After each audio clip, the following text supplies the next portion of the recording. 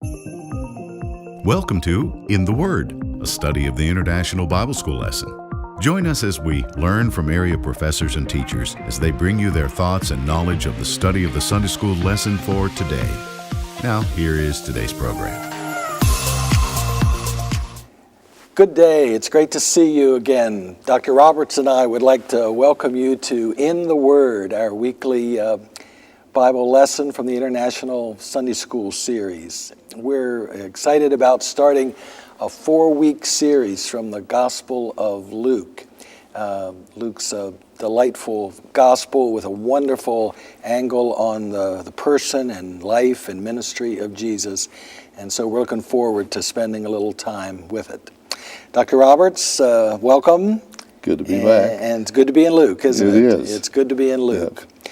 We're going to be focusing on a section of Luke that is very distinctive because it's, I started to say kind of unique. I think you're not supposed to say kind of unique, are you? It's either unique or it's not. It isn't. Yeah. It is. It has a lot of special material that only shows up in Luke's gospel. Yes. Mm-hmm. Luke is rich with unique things that are only here. Yeah. In this particular passage, Jesus sets his face toward Jerusalem.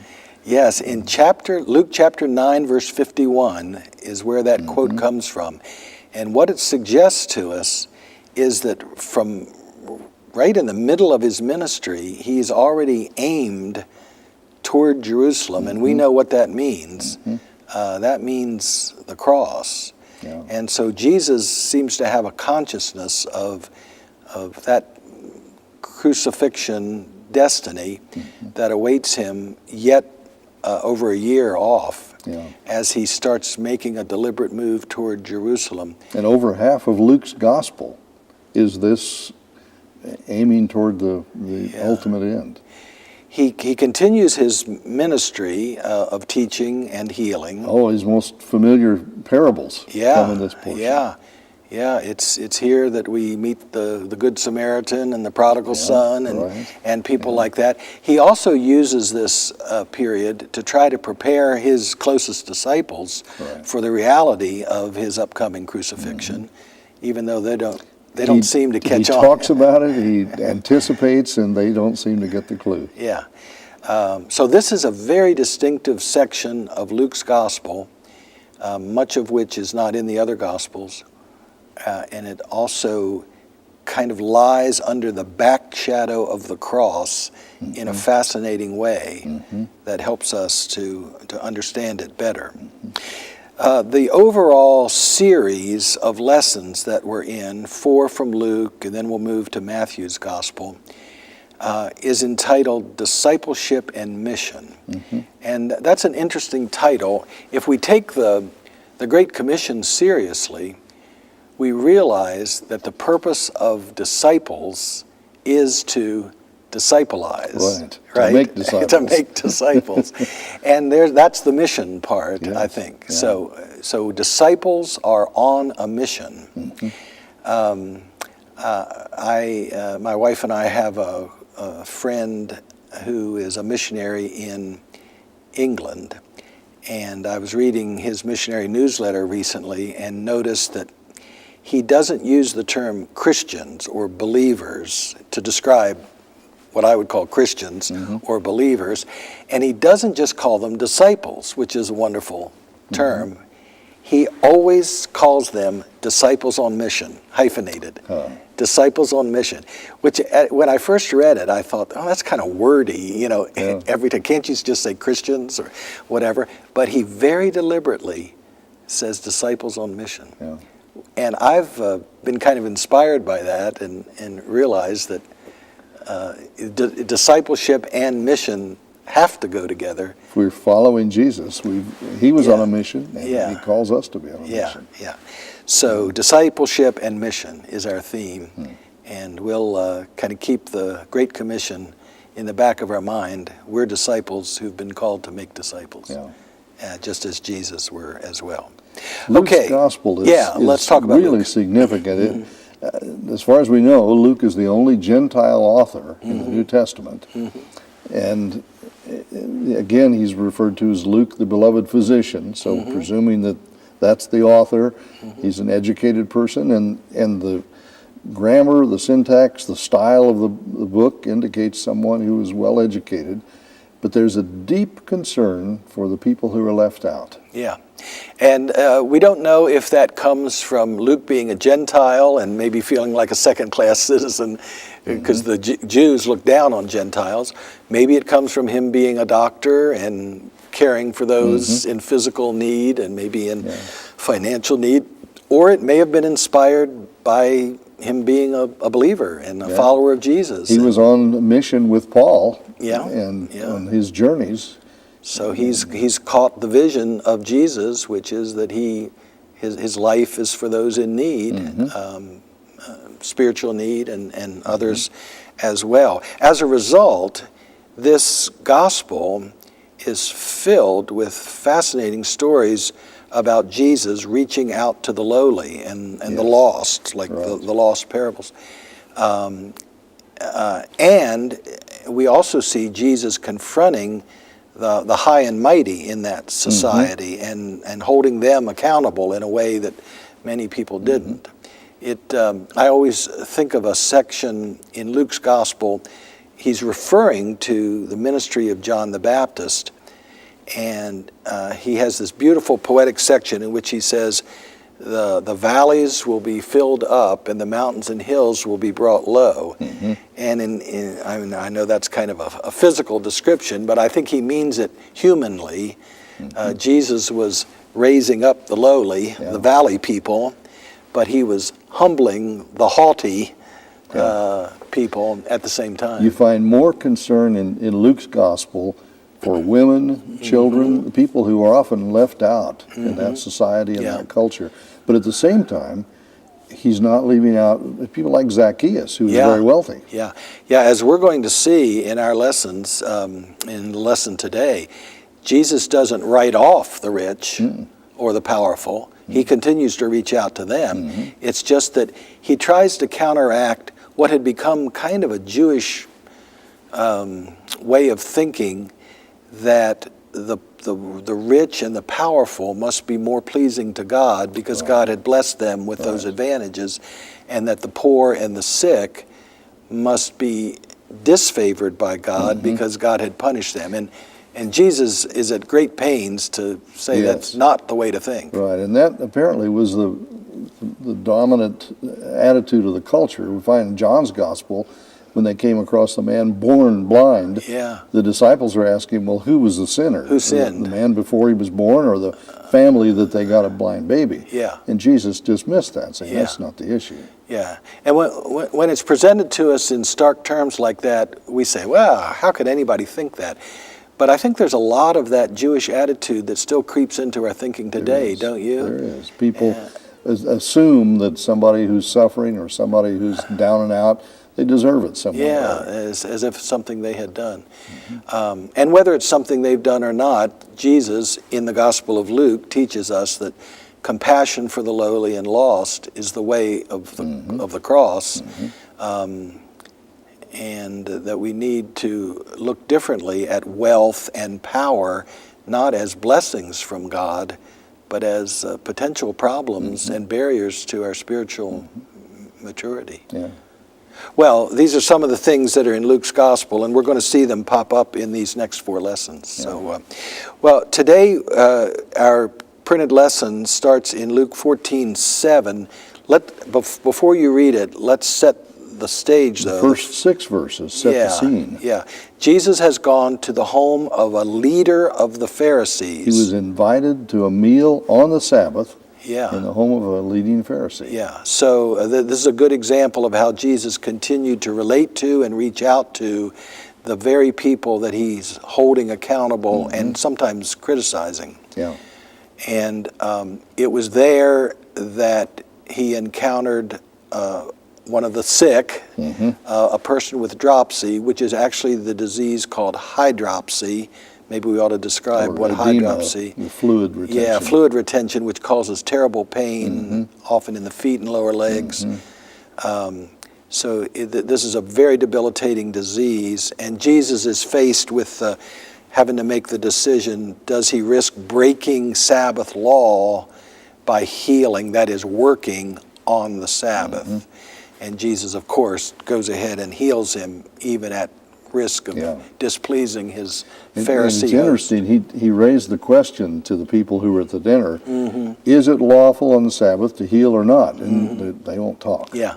So he heals. Yeah. And In then the he goes- past, other people had raised that question. Yeah. He jumps the gun on He them, raises it. and he raises it first. But and- they won't speak up. No, they won't And criticize so then him. he says, if you have a child or an animal fall Yeah. into a ditch, you pull it out. Right, yeah. Well, it's in the setting of that banquet that we get the teaching that we're going to study Yes. today. Yeah. Okay, go ahead. Well, verses 7 and following of Luke chapter 14. When he noticed how the guests picked the places of honor at the table, he told them this parable. When someone invites you to a wedding feast, do not take the place of honor, for a person more distinguished than you may have been invited. If so, the host who invited both of you will come and say to you, give this person your seat. Then, humiliated, you will have to take the least important place. But when you are invited, take the lowest place, so that when your host comes, he will say to you, friend, move up to a better place. Then you will be honored in the presence of all the other guests. For all those who exalt themselves will be humbled, and those who humble themselves will be exalted. Then Jesus said to his host, when you give a luncheon or dinner, do not invite your friends, your brothers or sisters, your relatives, or your rich neighbors. If you do, they may invite you back, and so you will be repaid. But when you give a banquet, invite the poor, the crippled, the lame, the blind, and you will be blessed. Although they cannot repay you, you will be repaid at the resurrection of the righteous. All right. Well, in this short passage, Jesus addresses and teaches two groups of people. Mm-hmm. First, he addresses the guests, that is, those who are called to a banquet. Mm-hmm. And then he addresses the host, that is, the one doing the calling. Mm-hmm. And we sometimes fit in one category and we sometimes fit in the other. So Right. we get two lessons. He's making sure we Two lessons see it applies to in us. the one here. Yeah. Let's talk about the actual physical setting of a banquet in Jesus' day. Yes. We think of a table with chairs. Yeah. So the places of honor, I think of as seats somewhere, Right. but it's not. So They what should we? reclined at table. Yeah. The tables were lower, closer to the floor, and they would use cushions and lean on an elbow usually, Yeah. and eat with one hand Yeah. while they lean. And that's where you find the story of a woman washing Jesus' feet at the table. As a child, I used Yeah. to think, how did she get to his feet? On the Crawling table? around underneath the But table. his feet were extended out. Yes, toward the door, toward the Right. outer. And that's how, again, at the upper room, someone was, the disciple he loved, his head was near Jesus. Yeah. He was reclining next to him. Right. And so the one, it said, reclining on his chest, all you would have to do is lean your head back a little bit and you'd be on the chest Right. of the person reclining Yeah. to your left. I will add that they always rested on their left elbow and ate with their right hand, is In the other Eastern thing. culture, the right hand is the clean hand and the right. left hand is not. Yeah. Okay, so now we all have the right picture of Right. this banquet. They're reclining, not sitting. The choice place was next to the host at the center, Yeah. and then outward from that were the people of lesser importance. Right. And so that would be kind of similar to a seating where you're sitting next to the host. And it's just in that case you were lying, reclining Right. next to the host. And he noticed that people were clamoring, according to verse 7, were clamoring to sit near the host, I guess. That would be the place of honor. It doesn't actually say honor there. It just says first reclinings. That's the literal word. First, in other words, the best places to lie at the banquet table. That's interpreted by the NIV translation as place of honor. Now, Jesus' response to what he's physically observing there is a parable. And let's talk about this word parable a little bit. We think of a parable as a story always. Yeah. Not necessarily.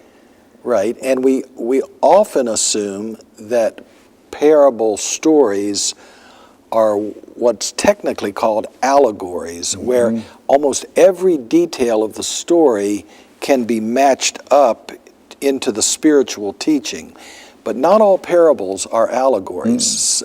The word parable simply means a comparison, Right. a point of comparison. The Greek word is throw alongside. Yes. So that you've got something to compare to. Yes, so here's a physical reality. We're going to throw along a spiritual reality alongside it. And so sometimes, and that's the case here, there's one point of comparison that we need to take away from the story. The reason that we're talking about this is if you took this parable as a point by point by point by point allegory, it would lead to an incorrect teaching. Exactly. Because in the parable, Jesus says,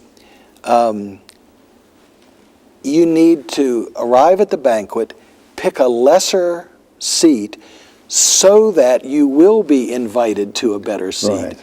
It sounds very manipulative, doesn't it? It's exalting yourself by looking at the lower seat. Yeah, so it's just a strategic version of self-exaltation. Right. We joke about taking the back pew at the church with the idea that sometimes that's the choice seat. Yeah, that's true. But either way, whether you're taking the place of honor or prefer the back pew, you're self-focused there. And Jesus' point is just the opposite. Yeah. So we're going to see the one point of comparison in this parable when we get to verse 11 here in just a minute. Well, parable is very important. By the way, the parable is about a wedding feast, which was a really big deal in that culture. Wedding feasts sometimes lasted a week, and people would come and share the hospitality of the family for a lengthy period of time. So this is a big deal. By the way, every time the word invited appears in this passage, which is frequently, it's the word called. So, you're called, which has some overlap into the concept of discipleship, doesn't it? Yeah. Called. And also resonates with the title of our lesson, Called to Serve, here. Although I wouldn't have called this lesson Called to Serve. I would have called it Called to Humility. Right. Yeah. Because that's going to end up being the point, isn't it? Well, shall we move to verse 11? Because that really is the point of the theme of this first part. Yeah. Yeah. For all those who exalt themselves will be humbled, and those who humble themselves will be exalted. And that emphasis is in contrast to what's promoted in our society much of the time nowadays, to make ourselves great by putting ourselves forward. Yeah. I see a lot of signs around. You and I both taught at a college for many years, and it's very common for colleges to have the word something pride. Have you seen signs like that?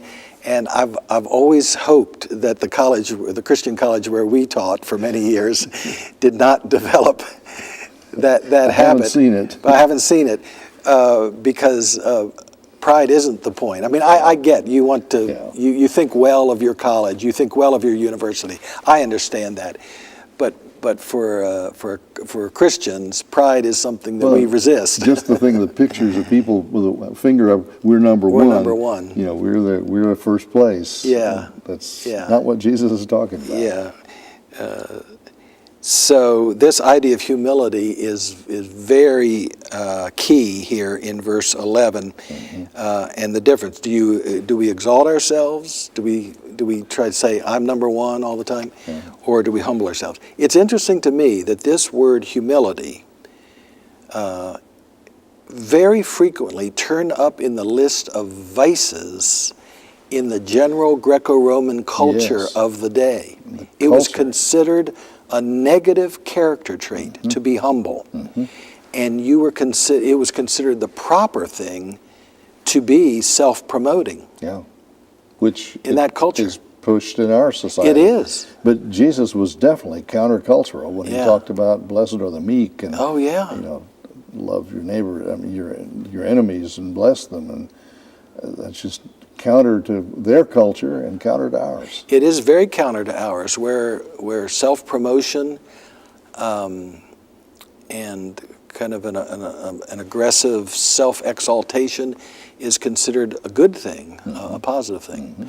Now, we're not advocating putting yourself down, are Right. we? It's not Yeah. groveling in the dirt. Right. That's the idea. Because you can't lift somebody up if you're putting yourself down. That's not the point. When you're focusing on yourself, Yeah, either way, you're still- you're missing the point. Right. But humble attention to other people's needs is really a virtue in the Christian way, and it runs just directly counter to that culture in Jesus' day and to ours as well. And in the second half of this passage, where he addresses the host, that's where he really puts the emphasis on focusing on those people who are left out of society and Yeah. not getting attention. Yeah. In this first part, there is at least one other thing I wanted to mention. It's this idea of shame. Humiliation. Yeah, humiliation. And that comes out in verse 9. Then humiliated, you will have to take the least important place. It says at the end of verse 9. That word humiliated is the word shame. And sociologists have identified the Jewish culture of Jesus' day as an honor-shame culture, as many were, and many cultures in our world today are as well. African cultures and some Asian cultures, Eastern, yeah. big, strong on that. That's an interesting concept to me, that people would live their lives seeking honor, seeking glory, seeking to be honored, and that the opposite, the flip side of that, is to be shamed or to be put down or to be humiliated by someone else. It seems to me that the way of the cross is kind of a way that goes between that. We certainly don't seek shame for ourselves. And yet the cross was a thing, a symbol of shame. It was, but at the same time, we don't seek honor. That's not the goal of our life. And to me, what Jesus says we seek is humility. That is a life that seeks to bless others. Lifting others up. Yes, that's Right. oriented to that. Well, that does bring us to the second half. Now, the first half was instructions by Jesus to those who are called to the banquet. And the second part is aimed at the host, The one who calls. the one who calls. Yeah. And you had already started well talking about how the emphasis here is not on inviting just those that we feel comfortable with or who share our social rank or whatever, but to deliberately look for ways to reach out to the marginalized and the needy. And this is a characteristic teaching of Jesus that's especially highlighted in the Gospel of Luke, isn't Yes, it? it really is. It turns up in other Yeah. places. But as well. Luke, all the way through, seems to have an eye for the people Jesus paid attention to, who were the lowest part of society. Even the thief on the cross. Right. It's Luke that brings that out. It ends with the thief on the cross. It begins with the shepherds at Jesus' birth. Right, yeah. Right from the start, Luke is telling us stories about marginalized people. It was hard for me to realize just how lowly shepherds were in that culture, but they were. And Luke is the one who tells us that it was shepherds who were privileged with the good news of the birth of the Messiah. And Luke spends more time talking about Mary, which the others don't pay that much attention to women. Here, a pregnant, out of wedlock teenage Yeah. girl. Right. How low can you get? Yeah. Now, it sounds in verse 12 like he's saying, don't invite. Well, it says, don't invite your friends. Yeah. Don't invite your relatives. Don't invite your rich neighbors. could that really be what Jesus is He saying? doesn't mean to cut off relationships with your family and your friends, but don't spend so much time with them that you ignore the people who are left out in society. Yeah, and who have real gripping needs. Right. Yeah. And yeah, this story itself shows that would be a mistaken interpretation, because Jesus is at the home of a leading Pharisee at a banquet. So clearly this is a wealthy person. Yeah. So Jesus didn't cut them off, but he also reaches out to the poor, to the marginalized, to the sick, to women, to children at the same time.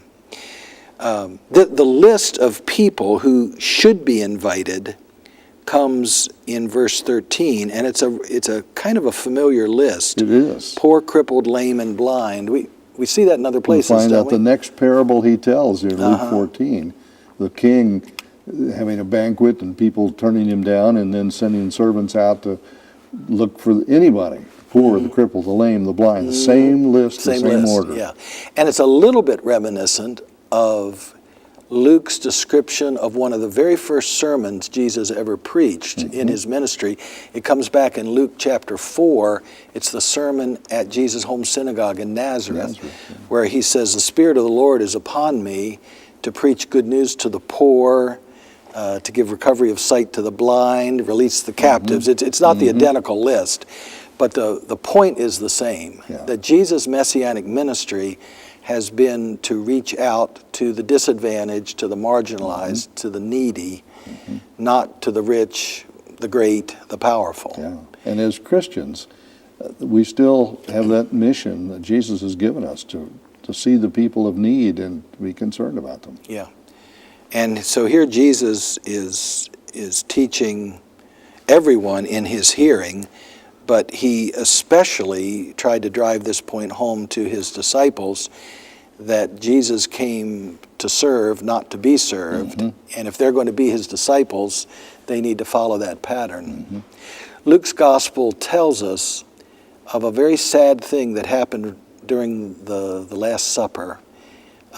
Just after the institution of the Lord's Supper, there was a dispute among his disciples about who was the greatest. Still arguing about the greatest. Yes. Yeah. And that's kind of a sobering reminder to us that we still struggle with this idea of thinking that the life of discipleship is something oriented toward greatness, that we need to become great or powerful or lofty or noble.